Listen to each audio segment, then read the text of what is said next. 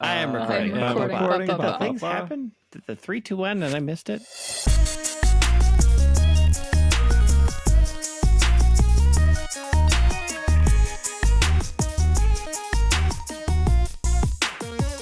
What's up, everyone? Welcome to the 625th episode of the Pokemon Podcast. It's super effective. I'm your host, Steve. With me is Hannah. I am here. I took a break from packing to record this because we're recording ahead of time. Ahead of GoFest. Speaking of GoFest, Greg is here and was at GoFest. But yes, listening in the future, I will have been. Also, I haven't even started packing. I don't. Here's my thing. I don't understand what is hard or stressful about packing. I don't think it's hard or stress. I think maybe I don't think it's hard. I think maybe the stress comes from forgetting something. Yeah, but and when America. You know what you want to bring and you can't find it last minute, that's where the issues lie. Here's my thing. I know I'm going to another American city that has stores. Yes, but yes. But money. If I'm taking an expensive vacation, I'm already in the hole. I'm just not going to stress. Here's the thing. The one thing I am worried about is what I'm going to do about I have a big tube of sunscreen.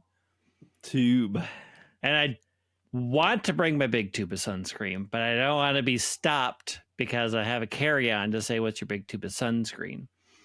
So I'm debating what I'm going to do about my sunscreen situation. If I'm going to try to get a smaller one, or I'm just going to risk it and say, look, it's sunscreen. What do you want from me? I don't have this problem because I have to live the checked lifestyle because my stream backpack takes up my carry-on. Mm-hmm. And then I need my other backpack for my computer. Yeah. So I always, it just sucks. I have to always check. You still want to make sure the sunscreen isn't going to explode all over your bag, though. Oh, yeah. I mean, I put it in Ziploc baggies.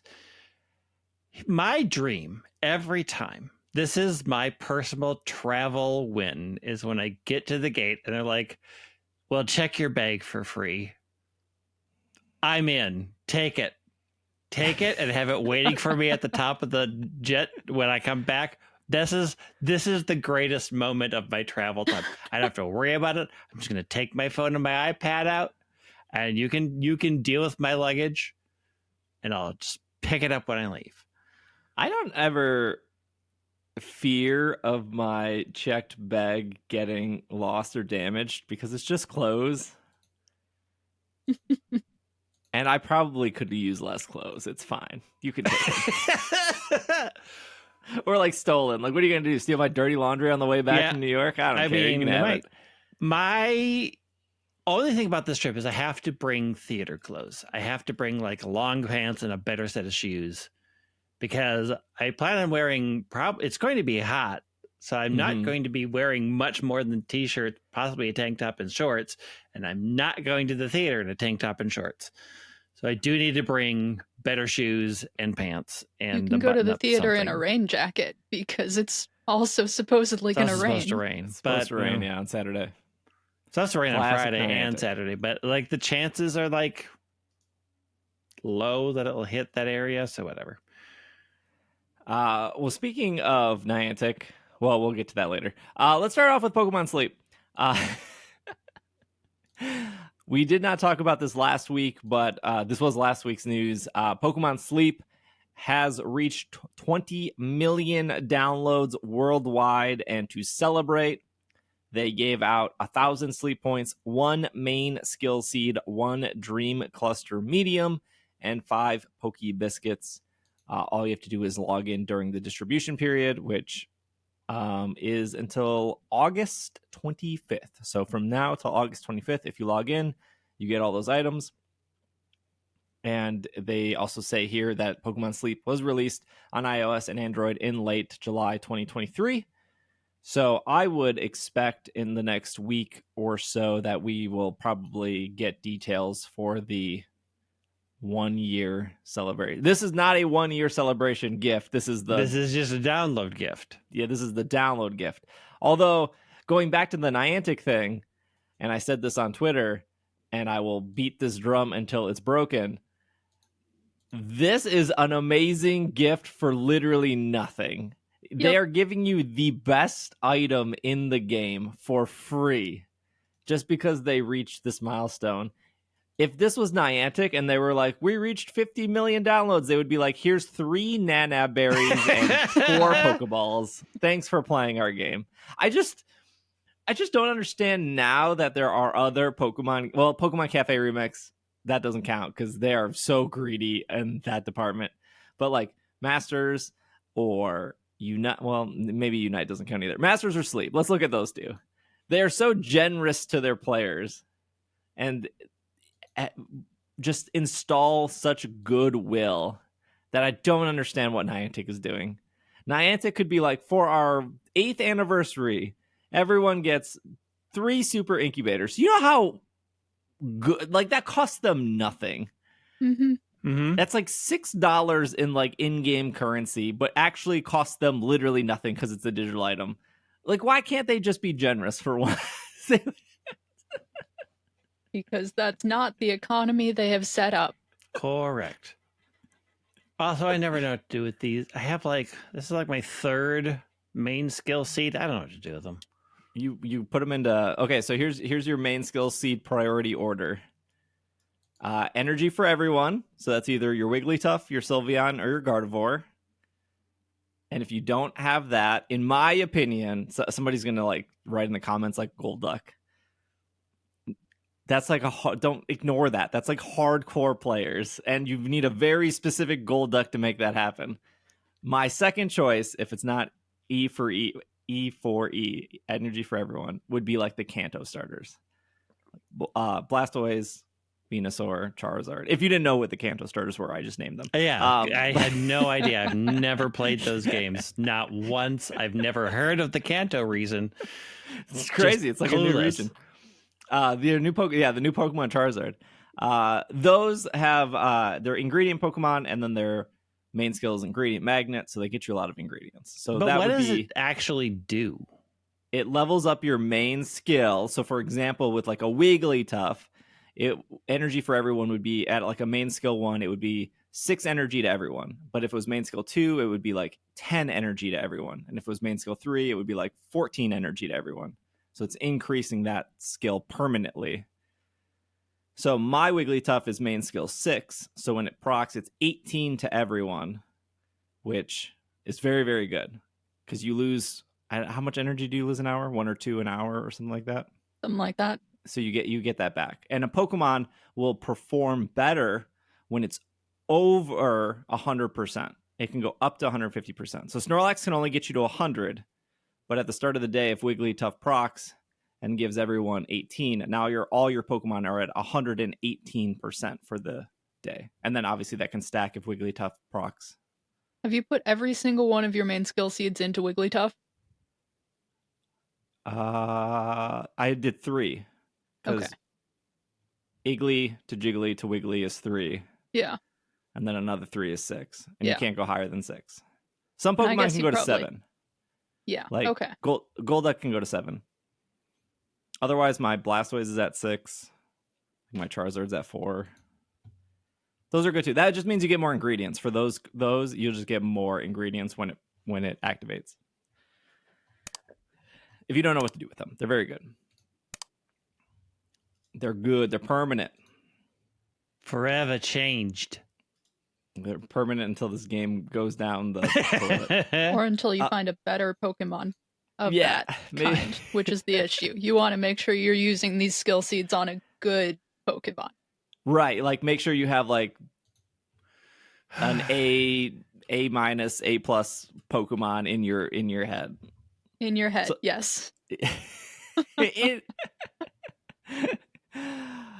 other thing they announced is there will be a trial bundle volume 2, which is filled with items and diamonds that will be available on July 9th.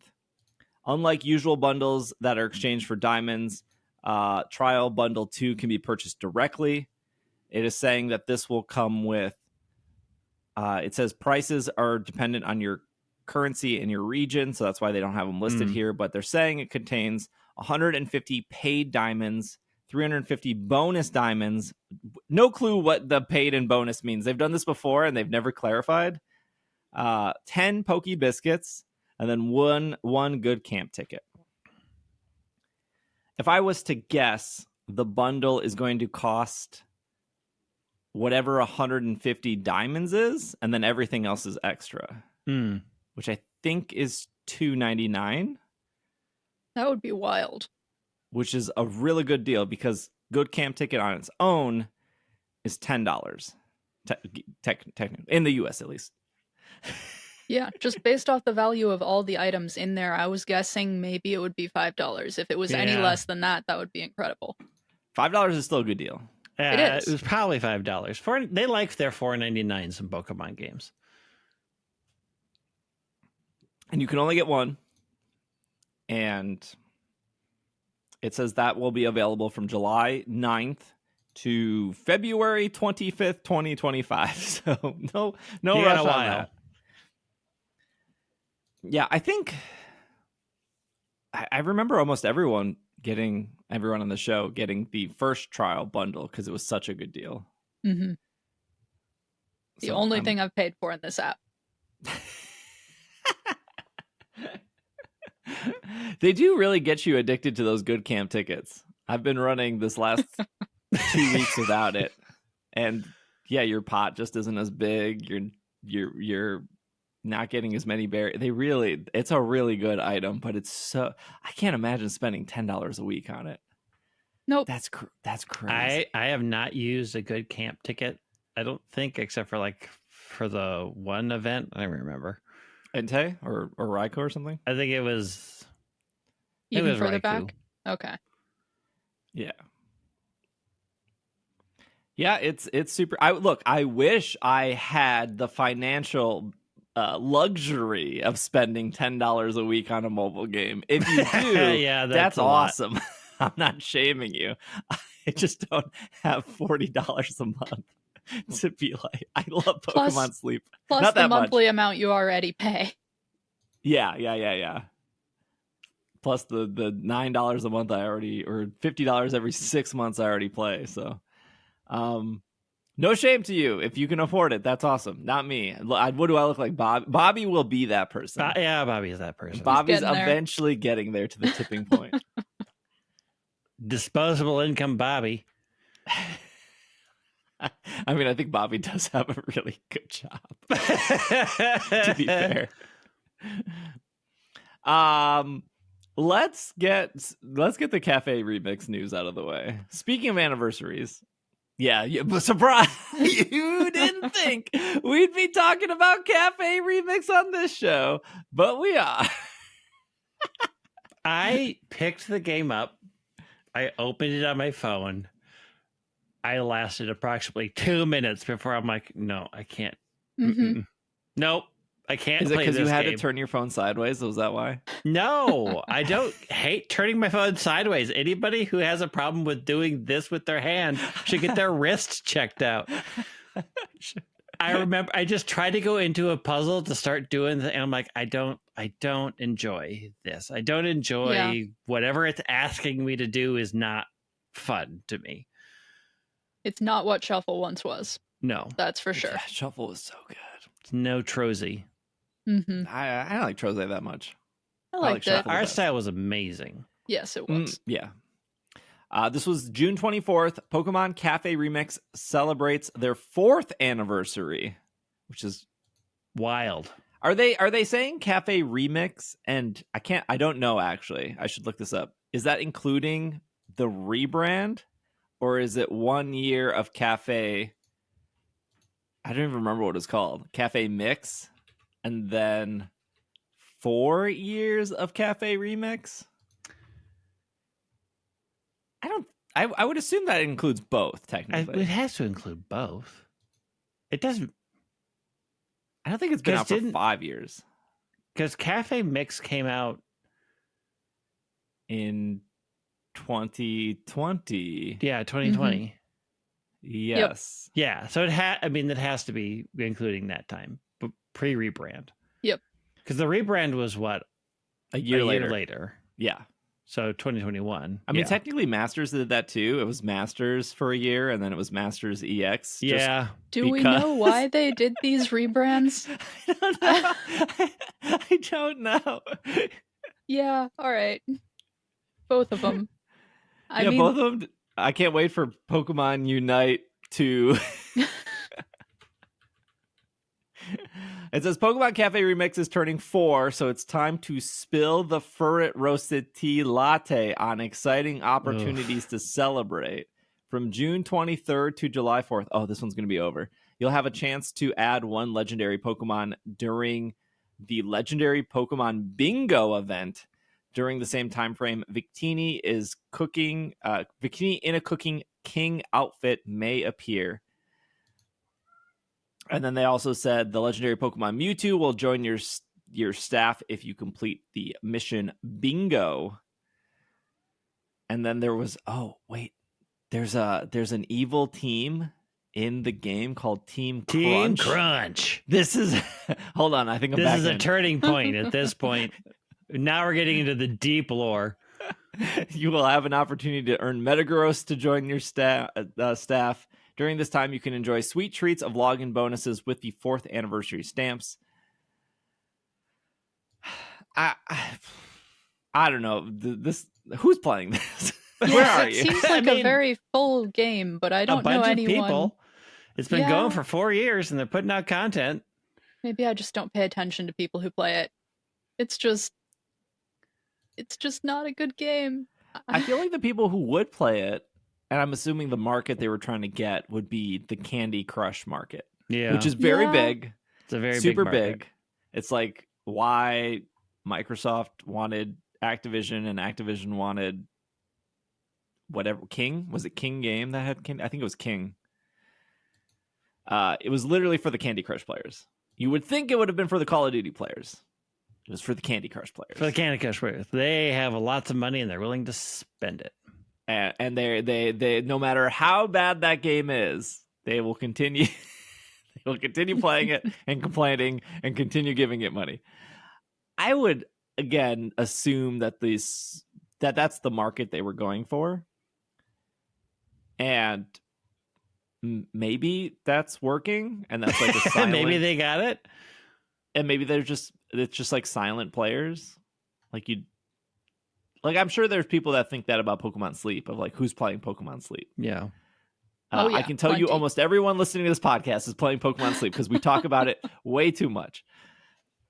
Pokemon Sleep is actually a good game, though. Cafe Remix. Sure.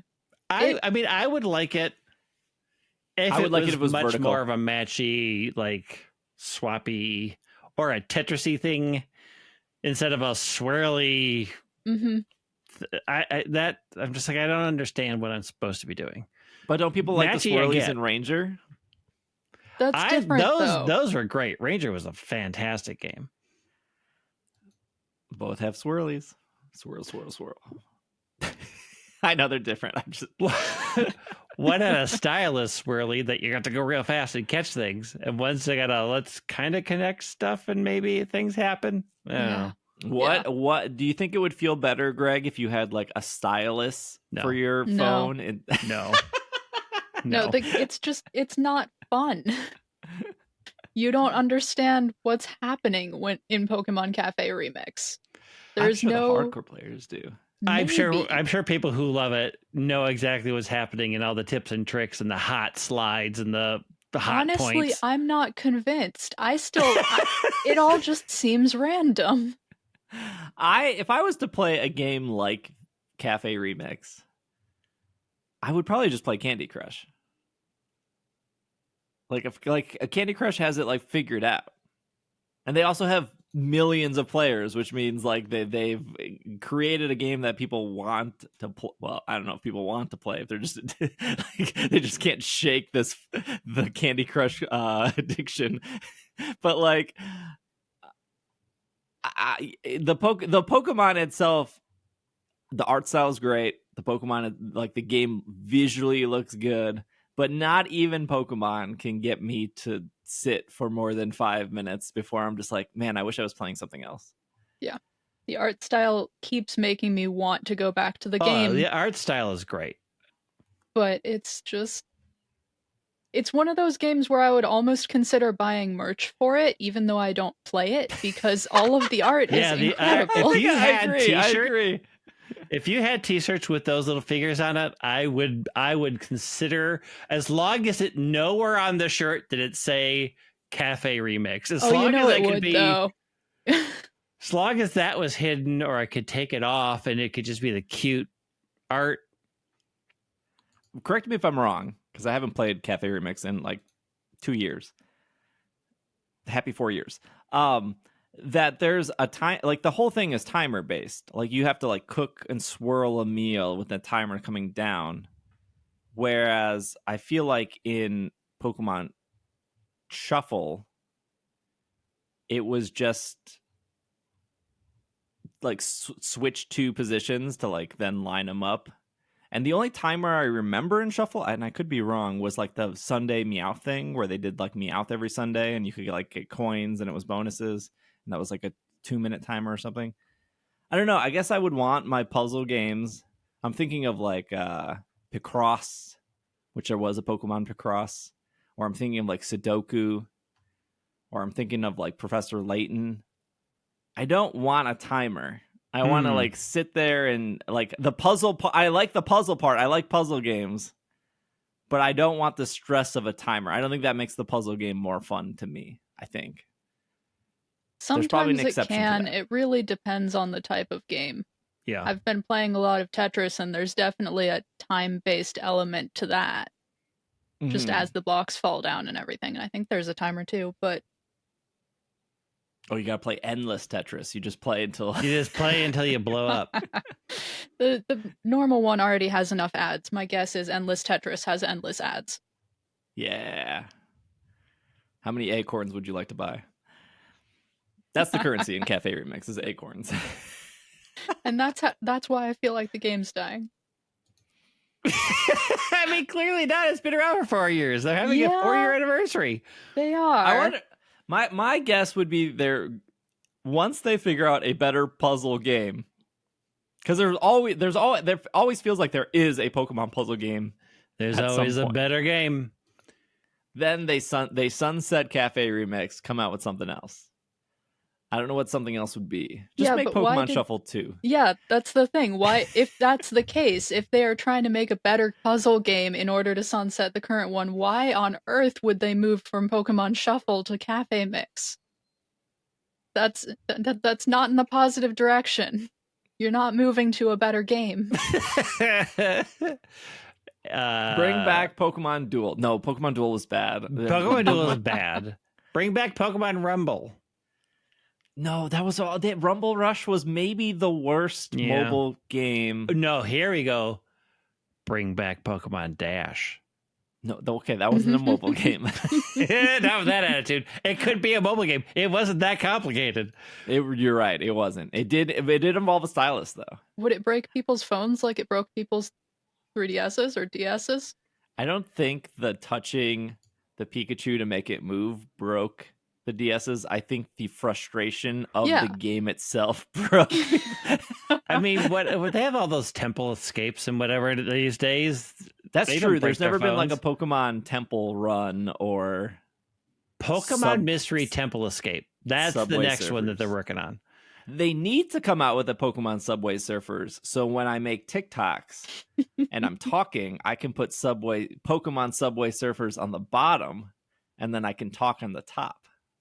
That's what they would really corner. You know how hold on. This is actually great. They would do numbers on TikTok. Could you imagine watching like a political debate, but in order to get your attention, there's like Pikachu running on the bottom because you need like your sludge content.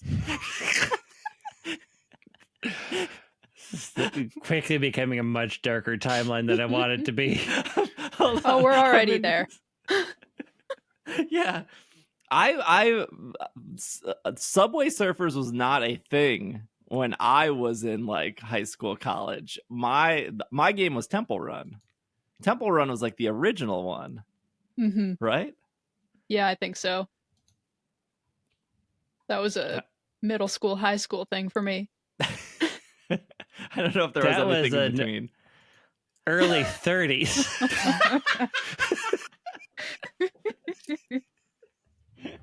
Greg, were you not a Possibly even Temple Run late fan? 30s. I did not play them. I played a little bit. Do you remember Doodle Jump or whatever? Oh yeah, I remember that. Doodle Jump was good. I remember Doodle Jump. Do you remember like the beer app on the iPhone when it first came out, and it was just I remember that. Oh yeah, Yep. yeah. There was like one that was like a lighter, and it just showed a flame. The flashlight app that just turned the screen white. Well, you needed that because there wasn't a flash. I know. But still, bring back. This is just becoming a boomer episode. We need to take a break. The first concert I went to that people held up their phones with the lighter thing the lighter. on it Yep. was a dark moment in my life. I got news for you, Greg. It's only gotten darker. Really? You don't say. We'll be right back. And we are back from our break. Greg, the last time you were on, you were talking about the possibility of Ho-Oh coming to Pokemon Unite. Yes. That was a real thing? It's real.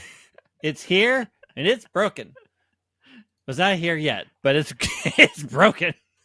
I can't believe Ho-Oh's a playable character. It looks like that it's an EX Pokemon. Yeah, it's an EX Pokemon. Of course it is. So it's Does that give it... It's going to be broken. So this is the third. Is it the third? I think it's the third anniversary of Unite. So it's the Unite's third anniversary EX Nightmare. As typical fashion, most likely you'll be able to get Ho-Oh for free by logging in X amount of times and doing their little board game thing where you roll the dice and you'll always just spend your coins to get a 6. Just that's the thing. It's going to say, hey, do you want to reroll, spend coins? You will always get a higher number. That's the thing. So just spend the coins until you get a 6. And then you move through the thing faster. Greg with the tips. I have seen gameplay of it on the public test server because it's there right now. And I am not looking forward to this next season of Pokemon Unite with this thing flying around. It says it's a defender. It's a defender, and I feel like if you're just a casual player of Pokemon Unite, which is totally fine, I feel like at surface level, Ho-Oh just kind of looks like a Charizard. It has like flamethrower, has like fire spin, and you're like, what does this do differently than Charizard? Well, if you've ever played the game Overwatch, there was a character called Mercy, which has now been changed dramatically. You didn't think I knew Overwatch lore. I do. So when Mercy originally came out in Overwatch, her ultimate was to revive the entire team. Yeah. Ho-Oh's ultimate. Is to revive. So it's a bit of a caveat. It revives nearby knocked out allies. So they do have to sort of be in range. It uses Eos energy to revive more allies. So I believe if you have none, it will revive one, and then it goes up from there to potentially everybody when you're at 50. This will make Regieleki pushes and Rayquaza pushes an absolute nightmare. Because if Ho-Oh's there, it will stay hidden, and then if the team gets one, it just swoops in and does its Unite, and everybody's back with the other team way on the back foot. And I've seen it revive all the people. I mean, at that, especially at Rayquaza, at that level in the game, some of your allies have a 30-second timer or a 25-second timer before they respawn. So they're just sitting there. And you have a lot of time to bring all of these people back. And since Ho-Oh is a defender and has, at current look, a bajillion health, You're not taking it down. You're not. I was gonna say it would be like early Eldegoss plays where you ignore everyone but the you ignore everyone but the Eldegoss, you take down the Eldegoss, then you can kind of win. So ideally you ignore everyone but Ho-Oh, but because Ho-Oh will have so much HP, it's a lot easier said than done. Yeah, and Ho-Oh will most likely be hiding somewhere because they have Fly, and Fly lets them fly over walls. So you have no idea. It could be anywhere. It will fly in. Like here's a serious question. What is happening? Do you think that this? I do. Okay. Before Greg answers this, I do think Ho-Oh reviving teammates is thematically really cool and fits with Ho-Oh. I think absolutely very on theme. Do you think that this is more powerful than a Mewtwo or a Zacian or a Miraidon? Like, if you could only pick one EX, is this going to overshadow the ones I just named? At what I've seen so far, yes. It is also putting out a lot of damage. Like, the fire spin that I've watched it happen is, at this point, tuned way high. You get a shield effect, and if you can knock out its shield, it can't do the heat wave explosion. Except, like all those moves, you can release the heat wave explosion when you want. So the goal is, of course, things will be lured in to try to take out the shield, and then you release the shield, and you do this massive amount of damage to everything around you, and then you weren't taking damage because they were attacking your shield, and so then you still have a ton of health because you are Ho-Oh. And the worst combo will be Ho-Oh Comfey, because Comfey makes everything that is broken worse. It will just sit on this thing that has so much health and just constantly heal it and never once be in danger of being forced off, because I have yet to see Ho-Oh be knocked out by less than 4 people teaming up on it on the test servers. Right now it's really broken on the test server. Somebody can correct me in the Slack or Discord or the YouTube comments. If you're watching on YouTube, feel free to hit the like button, subscribe, all that stuff. They nerfed Mercy in Overwatch to where she can only revive one player now instead of the entire team. I'm pretty sure I'm right on that. I would assume that's what eventually would lead, like, in 3 months, 6 months. Because I think I read that the Eos energy also determines how much health they get back as well. Yeah. So I would feel like an eventual nerf is you revive one, but if it has 50, that one comes back at full health instead of the entire team coming back. It's hard to say. Like, they have had the EX Pokemon eats Eos energy to do a thing, which I think is a cool mechanic. Yeah, but it ultimately is pointless because, as we learned with Zacian, you spend all your Eos energy to do a huge attack, but that attack kills everything around, and they spill all their Eos energy when they die, and you fill right back up. It's the same problem that we are going to see with Ho-Oh. Sure, I spent all 50 energy at Rayquaza. We killed the entire team. Rayquaza gives me a huge jump back up, and then I eat everything else, and I'm immediately back to 50. Like, it isn't you win. It isn't a good deterrent to say I have to spend Eos energy when it results in knocking out opposing Pokemon, and they drop the Eos energy they were holding, that you just gobble it right back up again, and you are barely down. I guess the gamble is supposed to be if you do it and it fails, then you're the one out. Yeah, that's not the gamble is never a gamble. It is always it is always spend it to blow everybody away. Here's the thing. I'm incredibly excited for the Pokemon. I think flavor-wise, I think it looks cool. I think it looks great moving around. Like, they did a great job with all of its attacks. The alt move is wonderful. I just know it is already not going to make... It's going to be mandatory at this point for the defender. Like, like Blastoise has been mandatory as a defender ever since this most recent patch. This is just going to replace it, and nobody would play anything else unless EXs are banned. But EXs are only banned basically every other season and only at Masters level. So, like, we'll see when it actually hits live, but it is so OP on the public test server right now. Every move is incredible. Like, its basic Tailwind move, which basically puts down... When you defeat Rayquaza, you get those whirlwind spots that when you go through, it moves fast. It makes those. It just puts them out. Oh, does. So, its Tailwind attack does damage, and then it creates a whirlwind on the ground for all of your allies to run through and get a speed boost. That's its first basic attack. That sounds pretty great. I mean, it's great, but it is brokey. It is that sounds fun. Broke. It sounds like all of this is broken. Just every single aspect. Yeah, I am intensely curious what state it will come to when it hits the actual live servers.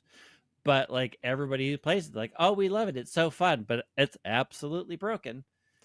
I do love our League of Legends players in the comments because they answer a lot of questions I have since I've never played that game. They did say for the ban list that for League of Legends everyone gets a ban. So but there's so many more characters. Yeah, there's so many. Whereas Unite only gets 2 bans and it randomly gets assigned to 2 people. Yeah. Whereas like League of Legends solution is everyone just gets 1 ban. Yeah. And then you move forward. Now my question though is, does this happen in League of Legends where every time a new character comes out, it's just busted?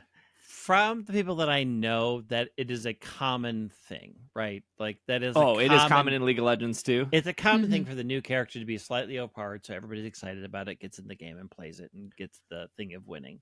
This is more than slightly overpowered. But this, at this point, is more than slightly. This is Mewtwo levels of game. Like every EX they have introduced has been bad for the game for the short time before they nerf it away. Like, yeah, they got to get their sales before they got to get their sales, and they get people to rush up, and then we're used to this cycle, so it's like I'm already mentally prepared for how bad and unfun the game will be during this time period, because Ho-Oh will be everywhere. It's going to be impossible to take down. I'll do the stuff to get it for free. It's another EX character that I'll never play. The only one I've ever really played is Mewtwo. I played that for like a hot second to see what it was like, and then I moved on. And then we do have the rumors of what's coming after Ho-Oh already. So, what? Give us the hint. Charcadet turns into 2 Pokemon, and one is in the game. Oh, I did see this. The other isn't yet. So that is rumored to be the one after this. Oh, that's very cool. So that'll be interesting. People are still speculating that this is the time they're going to release the 3 Kanto EVs. I'm like, sure, they're not. But okay. They have to at some point. There are speculations that it may happen. One of them might come for EV Day, but yeah, that would make sense. For at least one we of don't. them. They could milk it for a couple of years. Yeah, they're gonna milk this for a while. But I was like, oh no, but it works with Ho-Oh because then it revives the 3 Kanto starters, and then you can have Raikou and Suicune in the game. Now we're just stretching. Yeah, now we're stretching. But let's calm down here. So July 19th is when this comes to the game. The anniversary is the 21st. We don't have all of what they're doing for the anniversary. Everybody keeps saying a new map. I don't know. I don't know. If you keep saying there's a new map, you will eventually be right. Happen. Starting the 19th, you should be able to do the board game to get Ho-Oh for free. So you might as well do it. I mean, it's easy to do. The requirements that it has you do aren't particularly difficult to get your die rolls, and you do it every day. And if you do the thing or spending coins to get it for 6, it usually takes you about 5 days to get the license, and then you're done. Got it. Switching gears over to Pokemon Go. Pokemon Go Fest Global will be coming up as of this recording, because we're recording before Go Fest, but it's coming out after New York Go Fest. So what Niantic has said is they're saying since 2023, trainers attending real-world events such as Pokemon Go Tour, Pokemon Go Fest, I don't know why they didn't say Safari Zones, because that's a true thing too. And Safari Zones have had a chance to catch Pokemon with exclusive location backgrounds, souvenir backgrounds that appear on a Pokemon summary page. Now, Pokemon trainers all over the world have a chance to catch Pokemon with special backgrounds no matter where they're playing from. Pokemon backgrounds are a way for trainers to remember where they caught specific Pokemon. They're great to commemorate attending real-world events or certain in-game events. They display on the image summary page. Yeah, so I guess if you've never been to one of these events, if you went to like the LA Sinnoh Tour, they had a picture of LA. Where of LA, I'm unsure of, but a picture of LA behind Palkia or Dialga. Not all of them, some of them. So you would have like a chance of getting a shiny Palkia, but you would also have a chance of getting a location card Palkia. So then it would make it more rare if it was a shiny Palkia with a location card. And then if you wanted it to be even more rare, it could be an extra small Palkia, shiny Palkia with a location card. You see how? With the adventure effect. Yes, with the adventure. Yeah, I guess some of them wouldn't have it. It's all RNG. I worked hard for that location card. After catching certain Pokemon during certain events, trainers have a chance to receive special backgrounds no matter where they're playing from. These backgrounds will appear... Oh, I already said that. New special backgrounds will appear during select in-game events. So this is from Monday, July 8th through Saturday, July 13th. Trainers will have a chance of special backgrounds from Ultra Beast and 5-star raids after making a successful catch. And then for Global Go Fest from July 13th from 10 to 6, trainers will have a chance of receiving a special background from Ultra Beast, including Necrozma. He's not an Ultra Beast, though. Keep that in mind. After a successful catch. On Sunday, July 14th from 10 to 6, trainers will have a special chance of receiving a special background from Necrozma in 5-star raids after a catch. Ticket holders will also encounter Solgaleo or Lunala with a special background as part of their ticketed research. When fused with Necrozma with a special background, the fused Duskmane Necrozma or Dawn Wings Necrozma will have the background.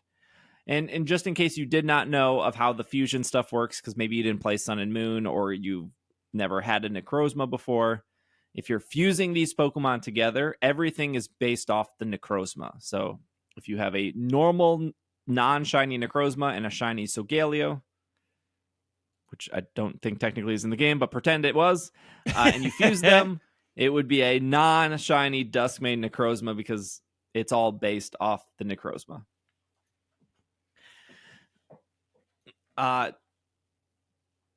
The backgrounds just look like this. They don't look like cities. No. Which I guess makes sense because you can play anywhere. It's just like another thing to collect. So some people probably care about that. Some people don't. Some people care about shinies. Some people don't. Some people care about extra large. Some people don't. Yeah. Usually I like the city backgrounds a lot that have been there for the events. These ones are not, I don't know. They look fine. They're fine. Different. They are They're fine. Like when I was in like Sendai, I was like, I have almost all these shiny Ultra Beasts, but I at least want one Ultra Beast with each of the Sendai backgrounds. I think that would be cool to collect. Yeah, for sure. These just, and I'm sure they look like things I would have made in Photoshop in middle school. Get wrecked. Content aware designer. They're just pasted on there. It's fine. They're fine. This might be. This was like technically announced, but then the tweet was deleted, so it's not like. So that's like Niantic's fault, not our fault. But there was a tweet that went out that said Sun, Steel Strike, and Moon Geist Beam adventure effects have the ability to attract Pokemon enabled daytime or nighttime evolutions. That tweet has been deleted. That was 20 hours ago as of us recording. So I'm assuming that's going to be a GoFest global thing. And that's cool. I like adventure effects are super cool. I don't think this is like a really amazing adventure effect. I guess we'll have to see when it fully comes out. But I'm not going to complain. Like, I think that's cool. Like, more adventure effects, please. Yeah. They all can't be like Palkia's, but they're trying. Nothing can. Palkia's is so good right now. I told you Palkia's was better than Dialga's. Yeah, Palkia's is so good. Yeah, I don't know. I'm excited for the potential of more adventure effects. Like, these adventure effects make sense. Like, ideally, you're supposed to be able to evolve like a daytime Pokemon at night with the adventure effect. I don't know if it's going to do anything else since they deleted the message. But seems fun. Seems like cool. Yeah. Something to collect, something to do. So, Hannah, you said there was another thing that they updated the blog post to? Yes, just before we started recording, they updated the Global GoFest webpage to include a couple new avatar items that will be available during Global GoFest. There'll be a full Necrozma outfit and an Alolan Executor hat. The Necrozma outfit looks like it's from some Square Enix game. Yep. Okay. It's Final Fantasy coded hardcore. Yep. Yes, very much so. And then they also updated saying that if you are using Party Play or playing on routes during Global GoFest, you will run into certain Pokemon. So if you're playing with friends in Party Play, you'll be able to encounter Pikachu wearing the Sun Tiara and Pikachu wearing the Moon Tiara. And cool. If you are playing on routes, you'll be able to encounter Pokemon like Ducklet, Emolga, and Crabrawler. Oh, very cool. Yeah, Niantic asked me for feedback after Madrid. And I was like, why was there no route-specific Pokemon? Especially since I gave them the feedback that like the routes in Madrid were super well done. And I wish I did more of them. I didn't. I did 2 and both were great. But I would have been probably...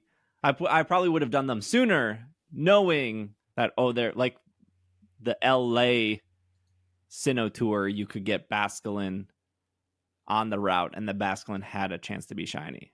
So you were more likely to like, I want to do this to try to get the Basculin. But there was none of that. So I'm not saying they took my feedback and they're adding it to Global GoFest. I'm sure this was the plan all along. I just wish that the routes had something, especially since they seem determined to want people to do routes. Also, there was no Party Play stuff at any of these GoFests. Well, I don't know. Maybe last minute they'll add Party Play to New York. I doubt that.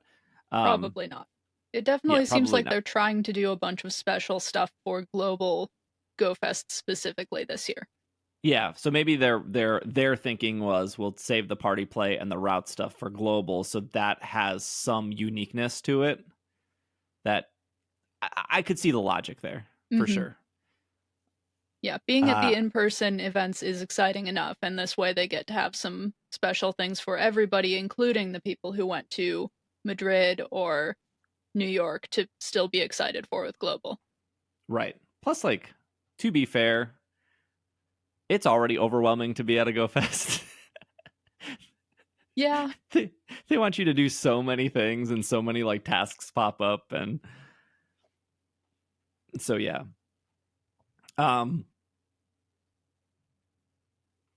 Yeah, I think that's all the Pokemon Go news. I knew this was going to happen when we talked about Campfire last week, that people were like, well, my community is still dead. Okay, so 2 things. Number 1, if you never had a community in your area, I at no point ever said Campfire was going to magically fix that. It could, definitely could have. But like Campfire wasn't like that solution. What I was trying to say was if you did have an active community on Discord or on Facebook, and then COVID killed that community or whatever happened, killed that community, I would then suggest checking Campfire, because that's possibly where people would have moved to. Or, you know, if the person who was running the Discord then got in contact with Niantic and then Niantic made them an ambassador and did that, that's what I was suggesting. I do still stand by, I think there are people that are like, my local community is dead.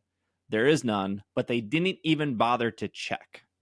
That's what I was saying. Because there was a comment on the video last week of like, I live in this city and my community is dead. And I looked at my own Campfire. I scrolled over to where they lived.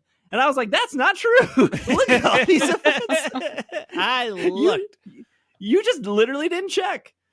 This was a thing in Destiny when I played Destiny, whereas when Bungie came out with raids were 6-player content. You had to find 5 other people, and then you had to go through a raid with these people. And of course, just like in Pokemon Scarlet and Violet, if one person was really, really bad, it would probably cost you the entire raid. It's just how it happened, right? Like, oh, you're not leveled up enough. You didn't bring the right gear. Why did you bring a level 56 Hoopa to this raid? We're losing. And so what the community did for Destiny was they created websites looking for groups, LFGs, and you would go there and you would post what you needed, and then other people would post. And that's how those communities formed, or like Reddit. And obviously that's what happened in the Pokemon Go community. People made Discord groups. People made Facebook groups. And then for all these years, people were like, Niantic should do something about this. They did. It's called Campfire. I don't think Campfire should be in Pokemon Go. I think Pokemon Go is already too many menus, too many systems. It's already bogged down. It already drains your battery. I do personally like that Campfire is a different app. Campfire already has its own menu problems anyways, of like, how do I go back? How do I find this group? My point last week was, if you're complaining that your local community is dead and you haven't checked Campfire, that's on you. If you're complaining your local community is dead and you went to Campfire and it's still dead, hey, I get it. I totally get it. But don't say in my comments that your community is dead and then give me your location, because I checked it and it's not dead. You're wrong. You just didn't check. The vendetta. Also, speaking of Campfire, one other thing you should be able to find in there are potential events leading up to Global Go Fest that are going to be hosted with the Pokemon Leagues across the country, I believe, where you can earn special events in special items in Pokemon Go for going to these events leading up to Global Go Fest. There aren't any near me, at least at this point, even though I know that there are multiple Play Pokemon locations, so they're supposed to be showing up at this point. We'll see how many of these events actually happen. Yeah, I have a bunch of like Global Go Fest meetups, or gosh, I never know how to get back to the initial map. There's the map button in the top right corner. No, not that map. When you're in like a group chat, yeah, to go back to where like the events are. Got it. Yeah, so I have Ho-Oh tonight, 62 people going. Ho-Oh in another area, 7 people going. Ho-Oh at Lake Nokomis tonight, 75 people going. That's like a lot of people. And these are just, it's just showing the things I'm subscribed to. So I'm subscribed to like the Nokomis area, and then the uptown Minneapolis area, and I think there's a downtown Minneapolis area. But yeah, if you go to the map, I'm literally trying to help people out. I'm literally trying, like, if you're a person that's like, I don't have anyone to raid with, I'm telling you, at least check Campfire. If you check Campfire and there's nothing, I get it. Totally sucks. But at least check Campfire, because I do think a lot of Discord communities or Facebook things, they're not going to just suddenly jumpstart tomorrow. I think I think you can like unfollow. You can leave those groups. I don't think they're active anymore. I mean, with GoFest coming up, maybe they would. Yeah, if there was any time for them to be active, it would probably be GoFest. Yeah. So. If we get past GoFest and they're still not active, then probably, yeah. Yeah, and you can also, like, I made a raid train for New York for, we'll find out next week how that raid train went. But I'm not an ambassador, or I don't have any like special privileges in Campfire. I just have a normal account. And I just made a raid train. It asked me what the dates were. It asked me where to start it. It asked me to put a little description, a picture. Anyone can make a group. So be maybe the change you want to see in the world. Become the change. I didn't mention this last week, but like I used to go to a TCG. What do they call that? Like every like Tournament? Sunday morning. Oh, The Play Pokemon League. I used to go to a Play Pokemon League, so you just casually play every like sometimes it was Sunday mornings or Saturday mornings or Wednesday nights, whenever they picked. It was never Friday night though, because you cannot compete with Friday Night Magic. That is always forever strictly Friday Night Magic. I used to go to a Play Pokemon League every weekend. I did for like 3 years, and the reason I stopped was because they stopped. Like the person. The store was hosting it, but like there was still a person that would come in and like organize and host it. And since they stopped, I felt like, oh man, that sucks. I don't have like a weekly Let's Play TCG meetup area. So I found a hobby, not a Hobby Lobby, a hobby. What's the other one? Hobby Town, I think it was called. Just to like a, maybe local that's like a game Midwest store. thing. Yeah, local game store. And they had room in the back for tables. I think they could do like 4 tables. And I applied to like do the like league thing, and like Pokemon sent me the little like energy and the pins and all that stuff. And because the one I went to stopped doing it, I started my own. Turns out I don't like doing that. I don't want to Surprise, I also dropped out. I now understand. It was I a lot of understand work. why they dropped out. But you could on Campfire. You could be that person, maybe organizing raid trains, or hey, this is the park I play at for Community Day, and that's why I play here, because it's better than the other park. So I'm just giving suggestions out here. I'm not saying it's a perfect game, but the tools exist. But for years, people were like, Niantic, make something. They did. And it's surprisingly not dog water. It's pretty okay. It's pretty okay as a good description of it. It's better than it was at launch. Yeah. I'm not going to Yeah. say it's amazing, Yeah. but it's definitely pretty okay. It is definitely okay. It's definitely okay. It can only get better, right? No. That's not true. That's definitely not true. All right, we're going to take one more break, and when we come back, Game Freak made a new game. You probably didn't hear about it. Crazy. We're going to talk about that when we come back. And we are back from our break. This was June 25th, 2024, so not too long ago. But Game Freak launched a new game that's not Pokemon. It's also a mobile game. They've never done this before. I am shocked. It's actually How called. could they release another game?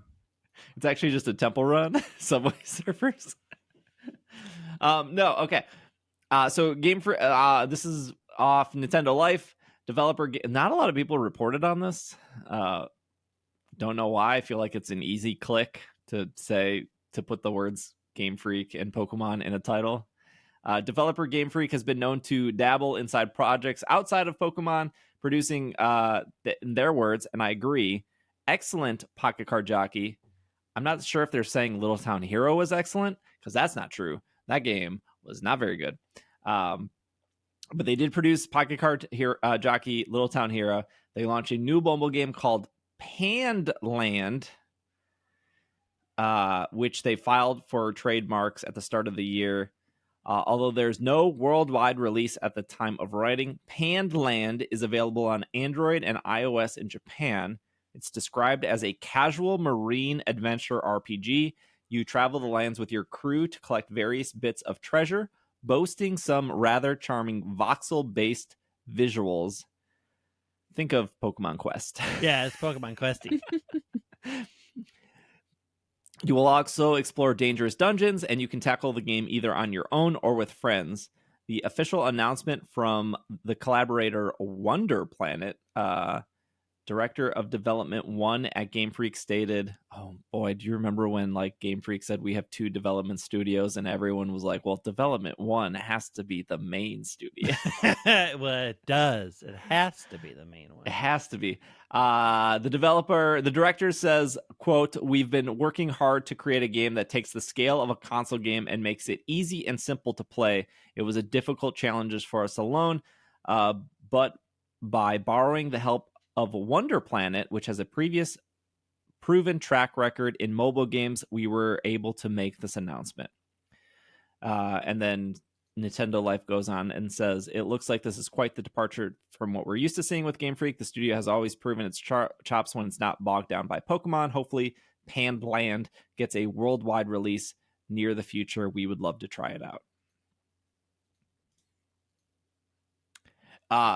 If you just look at like the screenshot, number one, it does give Pokemon Quest vibes, especially the little like pig in the boat or like the little parrot on the ship sail. I've never wanted to play a game more though. It looks I think the art style alone has like sold me on this. Yeah, you like this art style. Yeah, I love it. This art style.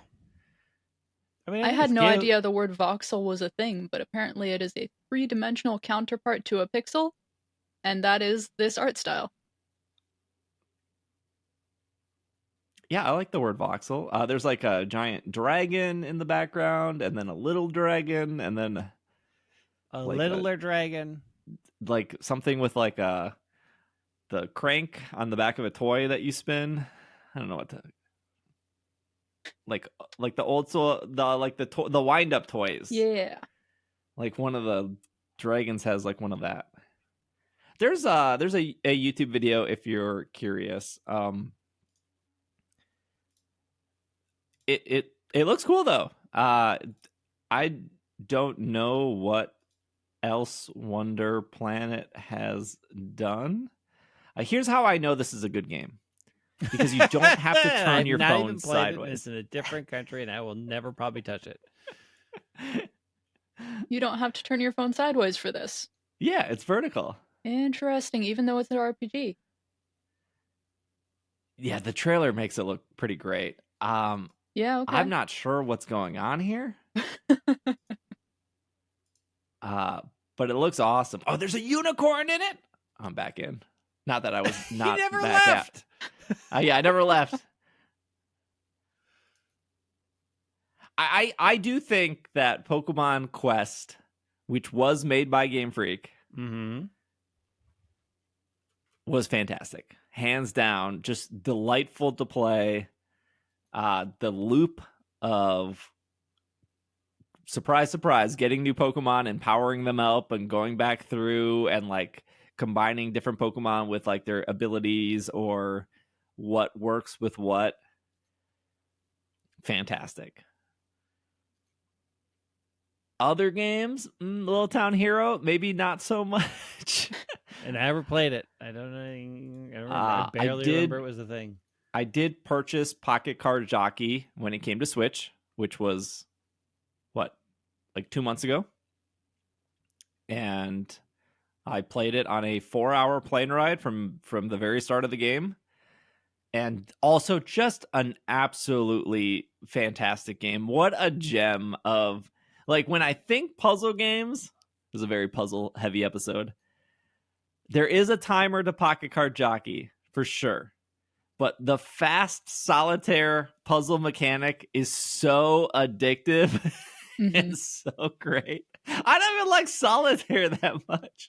See, that's the hook that Pokemon Cafe Remix is just missing. You just don't get that feeling from that game, but you absolutely get it in Pocket Card Jockey. Yeah, and then like with Pocket Card Jockey, it's like you pick a horse, you do a season. You can apply buff, like you can buy things for your horse before the match. Like it doesn't feel too punishing, but so like if you come in second or third, it's like, I was so close. I should have bought this one thing, or maybe I should have done this. Like it, but when you do get first place, it feels like you did everything right. It's just the loop in that it's like $7. This is not an ad. I genuinely think Pocket Card Jockey is like one of the best under $10 games that you could purchase on the Switch. A podcast about it. I will say though, with classic Game Freak optimization, I actually don't know if Game Freak optimized it. There's some frame rate issues with that game on the Switch. Yeah. Yeah, there's some slowdown. You're like, oh, my horse is really chugging right now. It's available on mobile though too, right? It is. Is it originally? Yes, it is. But yeah. I don't want to turn my phone sideways. That's the problem. It's the greatest game in the world, but even then, you can't be bothered to turn your wrist. But it's more than just turning your hand to turn the phone sideways. You need to readjust the entire positioning of the way you're holding your hands. I kind of get it. I want a D-pad. I hate on-screen D-pads and on-screen like. Oh, that's why I won't play Unite on mobile. I can't stand it. If I could, fact that you can't have a controller with the mobile version. If I could pair any Bluetooth controller to an iPad, I would probably play Unite on an iPad. But you can't. I would too. They just don't let you. They just don't let you for no reason. My iPad is 18,000 more times powerful than the Nintendo Switch. It just is the Nintendo Switch. How they've lasted like 7 years. Nintendo Switch is Animal Crossing. Not a powerful system. Do they have a list of what else Wonder Planet has made here? To their Wonder Planet on the App Store in Google, and they made a Sonic RPG. Okay. And an Alice Fiction puzzle RPG. I don't know what either of those are. Sonic Beat featuring Crash Fever, which is not Sonic the Hedgehog, some other Sonic thing. And Alice Fiction puzzle RPG. I don't know what either of these are. But that's what comes up when I search for.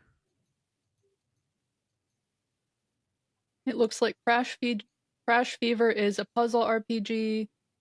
The Alice Fiction is also a puzzle RPG, and Sonic Beat is the music puzzle RPG. So they're all in the puzzles. Puzzle RPG business. Although Sonic Beat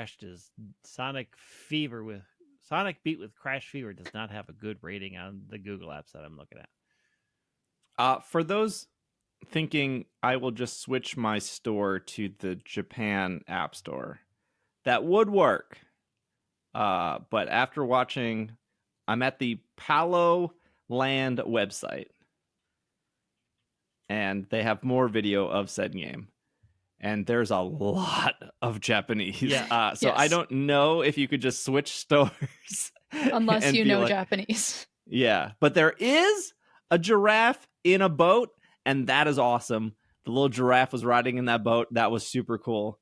I don't know how good this game is. I'm not even sure what you're doing in this game, but it looks delightful, and I hope that it gets a worldwide release. I would assume it hasn't, because of the language. They probably need a translator.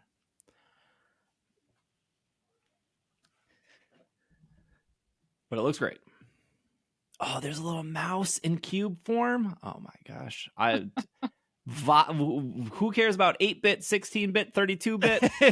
Voxel style. Yep, that's the thing. That is what we need. This unicorn is screaming. There's a cow? Okay, we got... Anyways, Game Freak made a new game.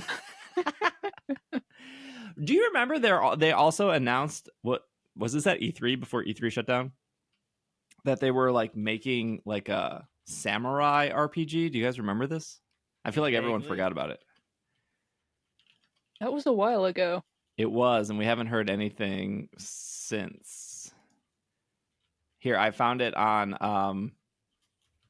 Rock Paper Shotgun is the website, which is actually, this website's been around for a while, so it's a weird name, but like this was from, let's see, what's the date on this article? May 10th, 2023. Pokemon developers Game Freak announced a new action-adventure IP with vague concept art. Take-Two's indie publishing label division has announced a partnership with Game Freak, the long-standing studio behind the Pokemon games, plus a few extras. Details are scarce, but the pair are working on a brand new action-adventure IP codenamed Project Bloom. We've been teased a single piece of concept art that shows a brooding character dressed in traditional Japanese clothing, contemplating something in a very dreamy forest.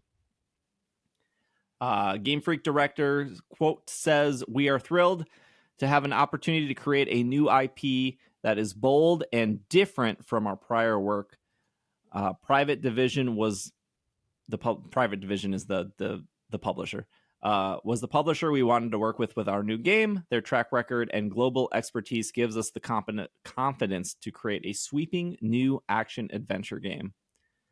And we have not heard anything since. It says here at the end of the article, the game is still in very early development. It won't launch until Take-Two's fiscal year of 2026. Okay. So that makes sense. We got a while. I don't know if you guys know this, but making games takes a while. For some reason, Pokemon fans just think like they pump out like, oh, it did not take Legends ZA 1 year to make. I am sure they've been working on this game for quite a while. It was only a year. It looks like Private Division was the publisher for Hades too, so that's a game that a lot of people have probably heard of. Yeah. Good call, Hannah. Hades is fantastic. What a good game. Have you played Hades 2 yet? No, Not I think yet. it's still in early access or something. I don't think it's fully out yet. It's not out on every device, but I thought it was.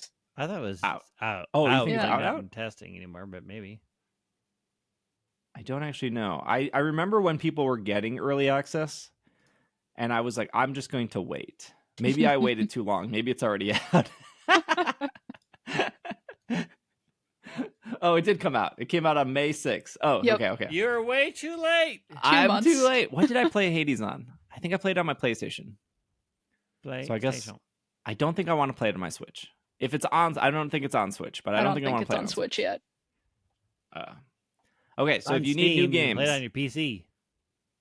Hades, get that. Pocket Card Jockey, get that. That's pretty good. Is that on Delete Steam? Cafe Remix. Unless you really love Cafe Remix. Yeah, and in unless which you're I one of the support people your who is lifestyle. really supporting that game. I support you and your poor choices in life, whatever you want to make. Install for a it. campfire. Oh yeah, I didn't know that Hades 2 came out. I remember the early access stuff, and I was like, I'll just wait. And then I waited too long. That's fine. I have something to look forward to when I get back from GoFest. Or at this point, I'll probably just wait till it goes on sale, right? Like, Oh, yeah. Now that Wait the hype for is it. already passed, yeah. yeah. Now just give it another month or so, and it'll be on like summer game deals, 1,000 or whatever.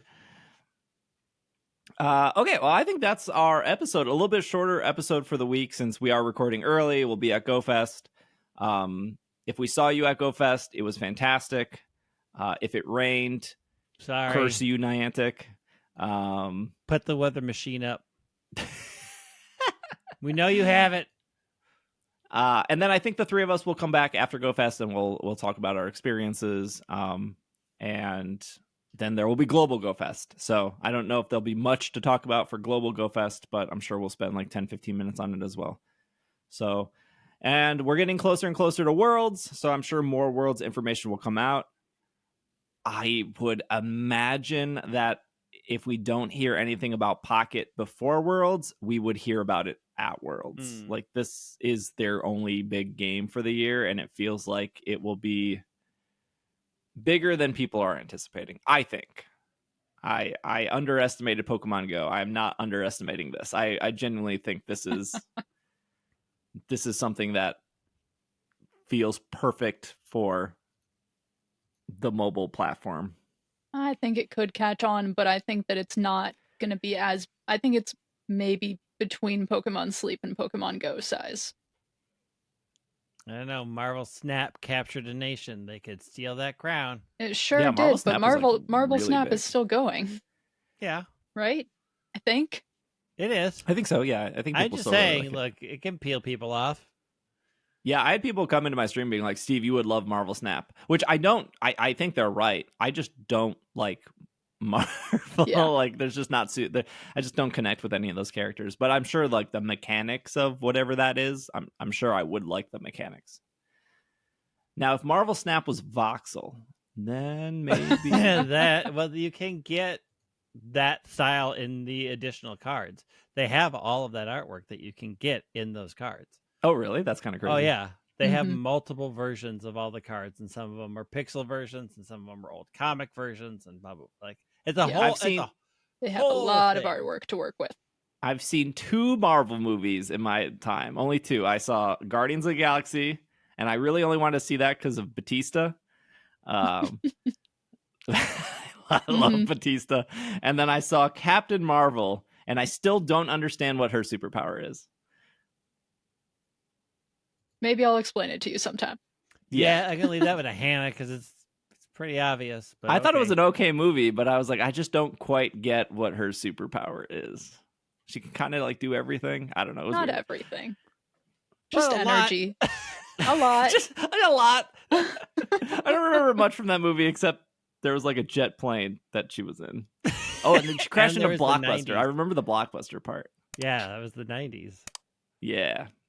All right. Well, I guess Hannah and I have something to talk about at Go Fest. I'll come back next week understanding the complete lore of Captain Marvel. I'm excited No. to witness this go down. All right. Thank you, Greg. Thank you, Hannah. We will see you guys next week. This has been another episode of the Pokemon Podcast, and we are Super effective. Super. It was fantastic to see everyone at New York Go Fest. Thank you all so much. We hope. Hope it didn't get rained out.